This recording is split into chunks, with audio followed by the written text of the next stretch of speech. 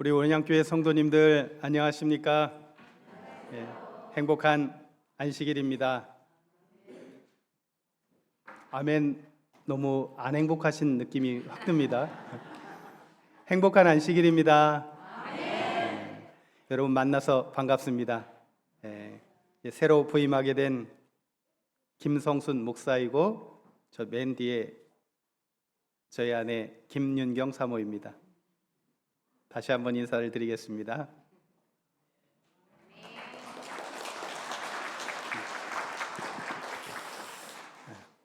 귀한 안식일에 여러분과 함께 말씀을 나누는 이 귀한 특권을 주신 하나님께 먼저 감사를 드립니다.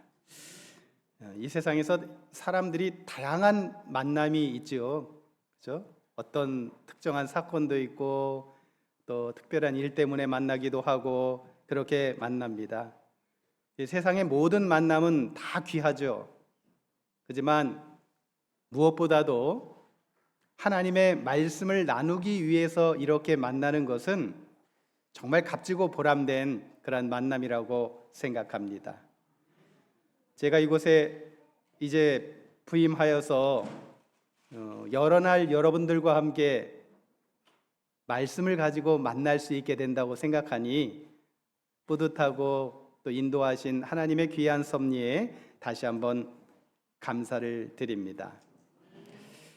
첫 번째 만남은 항상 긴장되고 떨립니다. 그렇죠? 예. 더군다나 여러분의 지금 눈빛을 이렇게 보니까 전부 다 눈이 초롱초롱 하십니다. 예. 그래서 제가 왜 이렇게 초롱초롱하게 쳐다보시나 여러분의 마음속을 제 짧은 소견으로 이렇게 들어가서 제 느낌대로 말씀을 좀 드리면 처음 부임하는 목사가 설교를 잘하나 못하나 보자. 우리 전임 목사님이신 송동준 목사님은 감동을 많이 주시는 설교를 주셨는데 김 목사 내 마음에 한번 감동 좀 한번 시켜봐라. 이렇게 쳐다보면 눈빛이 보이는 것 같기도 하고요. 예. 그렇게 듣지 마시고 넓은 마음으로 이렇게 들어주시기를 바랍니다. 이 전임 목사님이 말씀을 저도 매주마다 사실 듣습니다. 목사인 저도 듣고 감동을 받습니다. 예. 저는 우리 목사님만큼 잘 하지는 못하지만 잘 준비는 하겠습니다. 기도하면서 잘 준비는 하겠습니다. 여러분도 은혜 받으려고 마음을 잘 준비하고 들으시면 설교자는 좀 부족해도 하나님의 성령의 감동하심은 똑같습니다. 그래서 여러분의 마음이 하나님의 말씀으로 가득 차는 그런 귀한 만남이 되었으면 좋겠습니다. 제가 온양교회 발령을 받았다고 하니까 어느 목사님이 이렇게 말하더라고요. 충청 앞에서 제일 핫한 뜨거운 교회로 가네. 그래서 제일 뜨거운 교회, 젊은 사람 말로 핫한 교회.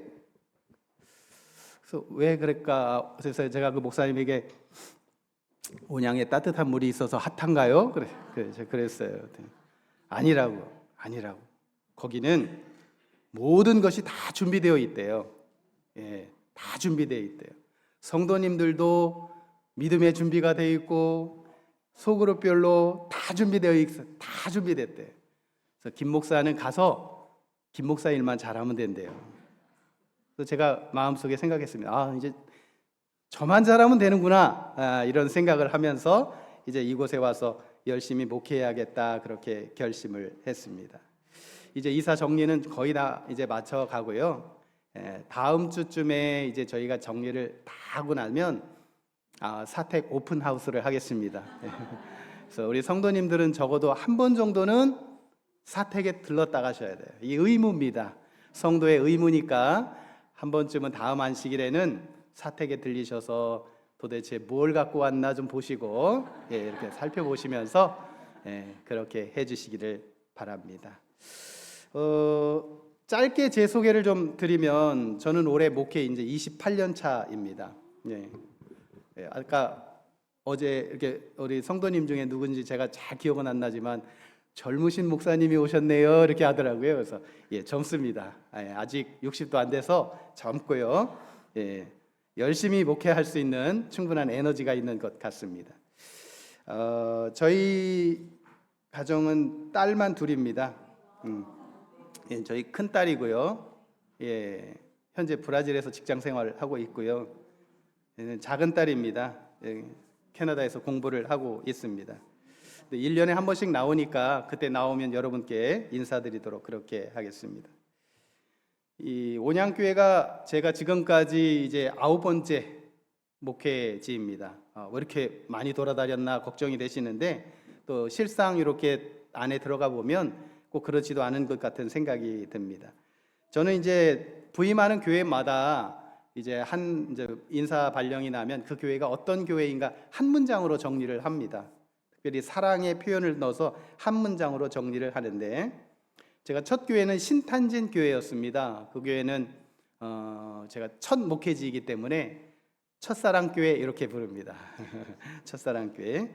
두 번째 교회는 서산에 있는 고북교회입니다. 예, 그곳에서 이제 교회 건축과 어린이집 건축과 이런 것들 성도들과 함께 막 섞여가지고 그 일을 하면서 제 목회 인생에서 열정을 제일 많이 쏟았던 교회 중에 한 것 같아요. 그래서 그 교회 이름은 열정적 사랑교회 이렇게 이름을 졌습니다. 예.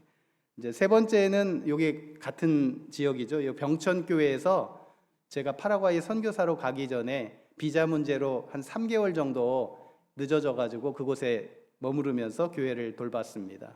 그래서 그 교회 이름을 제가 어떻게 졌냐면 짧은 사랑교회 이렇게 졌습니다. 그리고 2007년부터 12년까지 이제 파라과이 이민교회에 가서 이제 우리 성도님들도 열심히 하나님 섬기시지만 그곳에서도 같이 하나님을 잘 섬기십니다. 예. 근데 그때 같이 우리 남근우 장로님, 우리 오명옥 집사님 함께 이제 교회를 섬겼던 그곳인데 제가 이민교회를 한마디로 정리하면 참 어려웠다 이런 생각이 들었고 인생의 경험을 참 많이 했다 이런 생각이 들었습니다. 그래서 그렇지만 제가 표현을 다 하지 못했다 이런 생각이 들어서 그 교회의 이름을 표현 못한 사랑교회 이렇게 이름을 줬습니다. 더 표현하고 더 사랑했어야 되는데 그렇지 못했습니다. 예. 그리고 2013년부터 16년까지 당진에 있는 삼봉교회에서 목회를 했는데 그곳에서는 이제 오랫동안 목회를 하고 제가 좀 많이 이제 뭐라고 할까요? 이렇게 힘이 다 빠지고 이렇게 주눅 들어 있는 그런 상황에서 한국으로 돌아와 가지고 그곳에서 정말 4년 동안 사랑을 듬뿍 받았던 것 같아요. 예, 그래서 그 교회는 받기만 한 사랑교회 이렇게 제가 이름을 줬습니다. 아낌없는 사랑을 받았던 교회인 것 같고요. 그리고 이제 양촌교회에서 대학원 공부를 하면서 2년 동안 양촌교회를 돌봤습니다. 근데 거기는 우리 연세 많으신 어머니 여집사님만 거의 대부분이에요. 그래서 그렇지만 그곳에서 어머니의 깊은 사랑을 느껴서 어머니 사랑 같은 교회 이렇게 졌습니다. 그리고 이제 19년에서 22년까지 대전 삼육 중학교 교목으로 봉사를 했는데 선생님들과 이거는 행정을 해야 되는지 목회를 해야 되는지 막 다양한 모습을 보면서 제가 그 4년 동안 지내면서 그곳을 뭐라고 졌냐면 알록달록 사랑교회 이렇게 졌습니다. 다양한 성격과 다양한 능력과 다양한 학생들과 이런 경험 속에서 귀한 목회 경험을 했습니다. 그리고 방금 이제 바로 전 옥천 바로 전임 교회인데 제가 그곳에 특별한 섭리로 사실 가게 되었고요. 그곳에서 3년 동안 특별한 일들이 많이 있었어요. 예. 아마 드물 것 같습니다. 3년 동안 목회를 하면서 거기서 어머니 돌아가시고 아버지 돌아가시고 할머니 돌아가시고 그래서 3년 동안 이 옥천교회 성도님들이 저희 세 분의 저희 가족을 다 장례를 이렇게 치러 주셨어요. 그래서 아마 우리 어머니 아버지 할머니 생각을 하면 제가 옥천교회는 잊어버릴 수가 없을 것 같고요. 1년에 한 번씩 추도 예배 드릴 때마다 옥천교회는 잊을 수 없을 것 같아요. 그래서 제가 옥천교회는 뭐라고 졌냐면 그곳이 차마 꿈엔들 이칠리야. 그래서 잊지 못할 사랑의 교회 이렇게 이름을 졌습니다. 자, 온양재림교회는 어떤 사랑의 교회일까요? 네, 오늘 왔으니까 제가 정의를 내리면 안 되겠죠? 예, 교회를 떠날 때 여러분과 함께 지내면서 느꼈던 아름다운 사랑과 은혜들을 좀 기억하면서 멋진 한 구절이 나올 수 있도록 열심히 최선을 다해서 목회를 하겠습니다. 사실은 제가 인사발령을 나니까 어떻게 목회를 해야 될까 봐 고민해서 잠이 안 오더라고요. 부족한 사람이 잘할 수 있을까 걱정해서 잠이 안 오는데, 이 각성이라고 하는 책의 내용을 딱 보면서 이렇게 해야겠다 이런 결심을 하게 되었습니다. 그 내용을 보면 이런 내용입니다. 잘 살고 싶다면 인정욕구부터 버려라. 보여주려는 순간부터 흐름은 흩어진다. 아직 이루어지지 않았는데 말부터 앞서고 쌓이지도 않았는데 증명하려 든다. 그건 실력이 아니라 불안이다. 인정을 바라기 시작하면 집중은 흩어지고 속도는 흔들리고 기준은 무너진다. 보여주려는 마음만큼 인생을 추하게 만드는 것도 없다. 덜 만들어진 자신을 포장하는 동안 진짜 완성될 시간은 사라진다. 진짜는 말하지 않아도 드러난다. 흐름이 말하고 결과가 증명한다. 잘 보이려고 하지 마라. 보이면 되는 지점까지 가면 된다. 우주는 정확하다. 집중한 쪽으로 흐르고 쌓은 쪽으로 응답한다. 너는 보여주기 위해 사는 게 아니라 완성되기 위해 산다. 타인의 시선에서 빠져나와 내 루틴과 내 흐름만 지켜라. 인정을 버린 사람만이 끝까지 도착한다. 제가 이 구절을 다 이렇게 읽으면서 저한테 하는 이야기 같더라고요. 그래요. 인정 바라지거나 이렇게 하면서 제 집중을 흩트는 게 아니라 저의 본연의 목적인 하나님의 말씀을 전하는 일에 거기에 올인하면서 그렇게 살아야겠다 결심을 했더니 한결 마음이 편해졌습니다. 그래서 여러분, 제가 좀 부족해도 조금 더 기다려 주십시오. 좀 뭔가 아직 전임 목사님하고 이렇게 아직 그만큼 안 된다 그래도 조금 더 기다려 주시면 여러분이 원하는 만큼 최선을 다해서 노력을 하겠습니다. 그렇게 기다려 주실 수 있으시죠? 네, 감사합니다. 자, 먼저 하나님의 말씀 한 구절을 읽고 오늘 주제의 말씀을 좀 드리려고 합니다. 오늘 본문 성경절은 요한계시록 1장 12, 13절, 잠언 16장 9절입니다. 자, 소리를 합쳐서 같이 한번 읽어볼까요? 12절 시작. 몸을 돌이켜 나에게 말한 음성을 알아보려고 돌이킬 때에 7 금 촛대를 보았는데 촛대 사이에 인자 같은 이가 발에 끌리는 옷을 입고 가슴에 띠를 띠고 사람이 마음으로 자기의 길을 계획할지라도 그 걸음을 인도하시는 이는 여호와시니라. 아멘. 제가 이 부임 설교로 무슨 말씀을 드릴까 생각을 하다가 이 계시록 1장에 나오는 7 금촛대의 환상의 의미를 좀 생각해 보았습니다. 여러분, 이 장면은 교회를 돌보시는 하나님의 사랑이 얼마나 큰지를 보여주는 그러한 장면입니다. 예수님께서 교회를 돌보기 위해서 분주하게 움직이시고 쉬지도 않으시고 열심히 우리의 구원을 위해서 일하시는 모습을 보면서 그 은혜 때문에 우리가 사는구나 이런 생각을 하게 되었습니다. 우리의 삶이 모두 하나님의 섭리와 인도하심에 의해서 결정되는 것입니다. 여러분, 사람이 무엇인가 하는 것 같아 보이지만 우리 그리스도인은 우리의 모든 삶은 이 섬세하신 하나님의 사랑의 손 안에 있다라고 하는 것입니다. 그 하나님의 손 안에 우리 온양재림교회도 포함되어 있는 것입니다.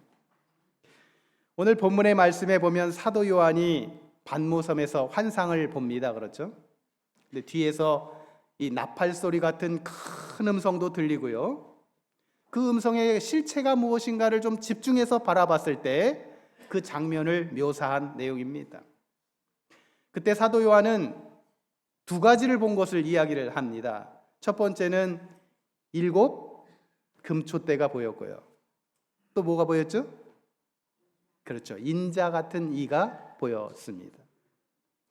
자, 그럼 여기서 제가 퀴즈를 하나 좀 내야겠습니다. 이 요한이 계시 환상 가운데서 본 금촛대는 몇 개일까요? 제가 원하는 답이 나올 때까지 기다려야겠습니다.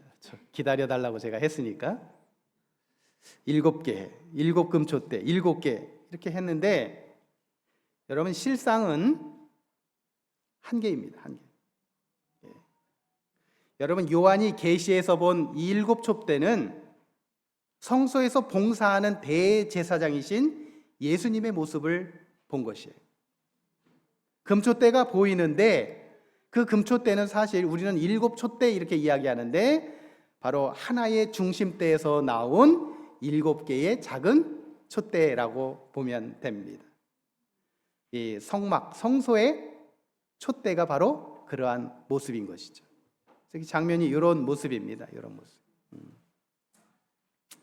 7 금촛대 사이에 인자 같은 이가 있었는데 그 인자 같은 이는 바로 예수님이시고요. 그죠? 7 금촛대는 교회를 상징하는 것입니다. 그래서 이 본문의 내용은 이 교회를 향해서 하나님께서, 예수님께서 어떻게 교회가 운영됐으면 좋겠는가, 이 장면을 보여주는 하나의 퍼포먼스예요. 교회의 모습이 어땠으면 좋겠는가라는 것이죠. 이 말씀은 어떻게 보면 이 온양재림교회에 하시는 내용이고 이곳에 부임한 저에게 하시는 하나님의 음성이라고 생각을 합니다. 첫 번째로 오늘 말씀에서, 이 본문에서 우리가 찾을 수 있는 교훈은 뭐냐면 모든 교회의 주인은 하나님이십니다라는 것입니다. 교회의 주인이 누구라고요? 여러분 그렇게 생각하셨습니까? 그러면 정확하게 잘 알고 계시는 것입니다. 그러면 여러분 온양교회의 대표자는 누굽니까? 그렇죠. 예. 뭐 고유번호 중에 대표자 뭐 김성순 목사 이렇게 됐다고 제가 대표자가 아닙니다. 어느 장로님이 교회 대표자가 아니에요. 집사님이 대표자가 아니에요. 뭐 목소리 큰 사람이 대표자가 아니에요. 누가 대표자라고요? 그래요. 하나님이 대표자이신 것입니다. 모든 교회의 주인은 하나님이십니다. 오늘 본문이 이 교회의 주인이 누구인지를 보여주는 것입니다. 우리는 주님으로부터, 대표자로부터, 주인으로부터 위임을 받은 사람들이에요. 교회의 주인은 우리를 십자가의 피로 사신 예수님이라는 것이죠. 이 사실에 대해서는 결코 논란이 없는 것입니다. 이 도스토옙스키가 쓴 글 가운데 이 카라마조프의 형제들이라고 하는 작품에 다음과 같은 이야기가 나와 있습니다. 어느 날 예수님께서 이 시빌리에라고 하는 지역에 오셔서 전도를 하십니다. 열심히 전도를 하시는데 예수님이 그렇게 전도하시다가 체포가 되셨어요. 그래서 감옥에 가십니다. 근데 그날 밤 이 시빌레의 유명한 이 러시아 정교회의 지도자들이 감옥에 계신 예수님을 면회하러 갑니다. 면회하러 가서 예수님을 보자마자 여러분 같으면 무슨 말을 먼저 하겠습니까? 그렇죠? 참 막막합니다. 그렇죠? 근데 이 지도자들이 오자마자 뭐라고 하냐면 예수님을 위로하는 게 아니라 뭐라고 하냐면 예수님을 꾸짖기 시작합니다. 예수님, 왜 여기에 오셨습니까? 당신은 이미 승천하시면서 이제 교회에 관한 모든 일들을 우리 지도자들에게 맡기지 않으셨습니까? 그 예수님, 우리가 교회도 잘 건축하고 교회법과 프로그램도 잘 세웠는데 굳이 예수님이 왜 오셔서 이렇게 감옥에 붙잡혀 가십니까? 이렇게 이야기를 하는 것입니다. 이제 모든 고난을 우리에게 일임했으니까 이제 더 이상 간섭하지 마시고 예수님 얼른 하늘나라 가십시오. 이렇게 얘기하는 것입니다. 여러분, 교회가 이 하나님의 뜻보다 자신들이 만든 법과 조직에 더 집중하고 그렇게 하고 있는 그 당시의 교회를 비판하는 대목인 것입니다. 작가는 이 주님의 교회를 자신의 교회라고 생각하는 사람들의 생각의 부족함을 지적하는 내용으로 본 내용을 쓴 것입니다. 그러므로 여러분, 이것 없는 교회는 결코 교회가 아니에요. 자, 이것은 무엇일까요? 예? 그래요. 예수님. 예수님 없는 교회는 결코 교회가 아닙니다. 여러분, 이 말은 역으로 생각하면 예수님 없이 교회를 운영하는 곳이 많다는 뜻입니다. 많다는 뜻입니다. 교회가 온갖 계획, 방법론, 세미나, 프로그램 열심히 하고 최선을 다하는데 정작 그 안에 알맹이인 뭐가 없어요? 예수님은 없는 것이요. 요즘에 한국 교회가 여러분 뉴스를 보면 많은 비판을 받죠. 우리 재림교회 이야기는 아닌 것처럼 느껴지는데 왜 세상의 교회들이 비판을 받는가? 그 이유를 곰곰이 생각해 보니까 하나더라고요. 뭐냐면 교회 이기주의. 자기 뜰 것만, 자기가 생각하는 것만 옳다고 생각하는 그러한 모습인 것입니다. 여러분, 그런 이기적인 생각들은 주님의 교회에 상처를 주게 되어 있는 것입니다. 그래서 이러한 교회는 결코 주님이 원하는 교회는 아닌 것입니다. 사랑하는 여러분이요, 우리 사랑하는 온양교회 누구의 교회입니까? 어느 한 개인의 교회가 아니라 사람의 교회가 아니라 주님의 교회임을 오늘 이 안식일 잊지 않고 깨닫게 되기를 간절히 바랍니다. 여러분, 주님이 가장 기뻐하시는 일은 우리 모두가 하나라는 사실을 인지하고 교회를 섬길 때입니다. 저는 온양교회 목회를 시작하면서 여러분께 이 한 촛대에서 7 촛대가 연결되어 있지만 하나의 촛대로 만들어진 것처럼 예수 그리스도가 이 교회의 주인이 되시고 우리는 주님 안에서 하나씩 각자의 촛불을 비칠 수 있는 그러한 성도들이 된다면 이 교회는 하나님이 원하는 교회가 되는 것입니다. 지금까지 그렇게 잘 섬기셨으니까 이제 저도 그 자리에 좀 포함시켜 주시고 같이 하나님을 멋지게 비칠 수 있는 저와 여러분 되시기를 간절히 바랍니다. 두 번째로 오늘 본문에서 우리에게 주는 귀한 교훈은 하나님은 교회를 도우시고 축복하신다는 것입니다.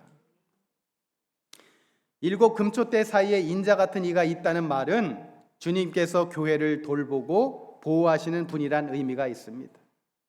그래서 주님이 어디 계셔요? 교회에 계시는 거예요. 교회. 그렇죠? 자, 주님이 교회에 계시면 우리는 어떤 생각을 가지고 살아야 됩니까? 주님이 교회에 계시니까 교회 중심적으로 생각하는 마인드를 가지고 그렇게 살아야 되는 것입니다. 여러분, 하나님 중심적으로 우리가 이 땅에서 살게 될 때 하나님께서 우리의 인생을 지키시고 여러분의 삶과 신앙의 모든 것에 보람을 갖도록 그렇게 말씀하셨습니다. 시편 20편 2절 3절에 보면 성소에서 너를 도와주시고 시온에서 너를 붙드시며 내 모든 소재를 기억하시며 내 번제를 받으시기를 원하노라.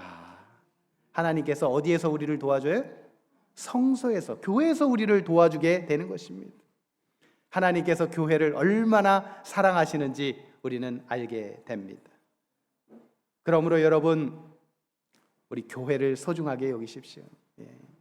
우리 사랑하는 성도들을 서로 소중하게 여기십시오. 진정성 있게 대하고 사랑으로 대하고 전심을 다해서 대하십시오.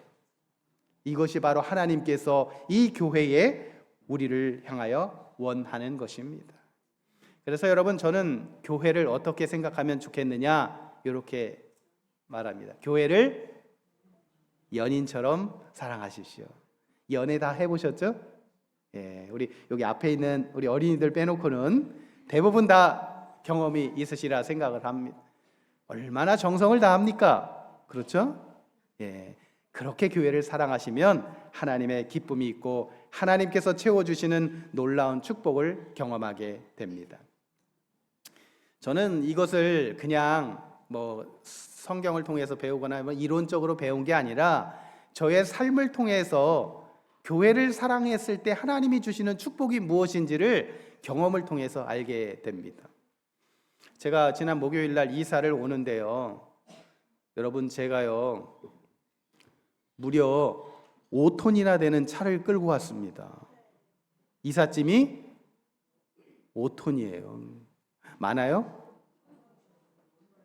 별로라고. 아니에요? 네. 근데요, 제 인생에서 생각을 하면 5톤은 너무 많아요. 저하고 저희 집사람하고 결혼을 해서 처음 목회를 시작할 때는요, 진짜 아무것도 없어가지고 제가 섬겼던 우리 온양교회 전임 목사님이신 우리 김시아 목사님 사모님 밑에서 제가 전도사를 시작을 했는데, 아무것도 없이 교회를 오니까 사모님 월급의 절반을 딱 떼가지고 세탁기를 먼저 한 대 딱 사서 주시더라고요. 그때는 몰랐는데 목사님 사모님 얼마나 큰 결정을 한 건지 제가 지금 와서도 감사하고, 지금도 그래서 만나면 제가 열심히 섬기고 있습니다. 그렇게 아무것도 없는 제가 지금은 몇 톤? 5톤이 됐어요, 여러분. 그래서 너무 제가 생각을 하면서, 그래, 제가 한 거는 지금까지 목회한 것밖에 없고 하나님의 일을 한 것밖에 없는데 나머지는 하나님이 다 채워주셨다는 것을 제가 경험을 했기 때문에 여러분에게 자신 있게 말씀을 드리는 것이죠. 세세한 궁금한 얘기는 개인적으로 질문해 주시기를 바랍니다. 그래서 여러분, 하나님께서 나를 인도하시고 교회를 사랑하면 우리의 인생은 주님이 책임져 주심을 우리는 분명히 믿습니다. 그래서 살면서 여러분, 때때로 그렇게 살다가 모든 것이 다 만사형통되지는 않아요. 때로는 하나님을 있는 그대로 다 섬겼는데도 생각대로 잘 안 되는 경우도 있어요. 그러나 생각대로 되지 않아도 주님의 섭리대로 살아야겠다, 이렇게 결심하면 됩니다. 자, 우리 이제 어린이들을 위한 그림이야. 자, 누구죠? 그래요. 빨강머리 앤 다 알죠? 다 알아요. 그죠? 예, 빨강머리 앤이 뭐라고 얘기했냐면 이런 대사를 했어요. 정말 생각대로 되지 않는다는 것은 참 멋진 일이에요. 생각지도 못했던 일들이 또다시 일어나기 때문이에요. 그랬어요. 예. 여러분, 서양에서는 이 빨강머리가 되면요, 차별 대우를 받았다고 합니다. 왜냐하면 머리가 빨가면 불운하다 이렇게 생각했기 때문에 그래요. 근데 애는 태어날 때부터 머리가 빨갰어요. 염색해서 그런 게 아니라 태어날 때부터 그랬어요. 그래서 고아원에서 지내고 또 입양하기로 한 곳에 갔더니 뭐예요? 나는 남자아이를 원했는데 왜 여자아이가 왔지? 그래서 그곳에서도 자신의 거취를 판단 못하고 어려워했어요. 그런데 어떻게 됐습니까? 생각대로 되지 않지만 밝고 활발하고 감사하고 기쁘게 살다 보니까 모두에게 인정받는 아이가 된 것입니다. 저의 인생도 마찬가지입니다. 여러분들의 인생도 마찬가지예요. 생각지도 되지 않아도 하나님의 귀한 섭리가 있게 된다는 사실을 기억하게 되기를 간절히 바랍니다. 이번 인사이동 결과를 보고서 아마 우리 온양교회 성도님들이 많이 당황하셨을 거라 생각을 합니다. 훌륭하신 전임 목사님이 다른 데로 가야 된다라는 것에 대해서 여전히 떠나보낼 마음의 준비가 안 되셔가지고 많이 당황하셨어요. 제가 섬기던 이 옥천교회 성도님들도 많이 당황하셨어요. 왜냐하면 그곳에 제가 3년밖에 있지 않았기 때문에 그렇습니다. 근데 양쪽에서 다 당황하니까요, 중간에 있는 저는 더 당황스럽더라고요. 떠내야 되는 곳에서도 당황하시고 와야 되는 곳에서도 당황하시니 저는 더 당황했습니다. 근데 생각해 보니까 이렇습니다. 제가 지금까지 목회를 하면서 인사이동과 연관해서 제 생각대로 간 적은 한 번도 없었던 것 같아요. 나 저 교회 가고 싶은데 그런데 그곳에 간 적은 한 번도 없었어요. 그러나 하나님께서 그 모든 것을 인도해 주셨어요.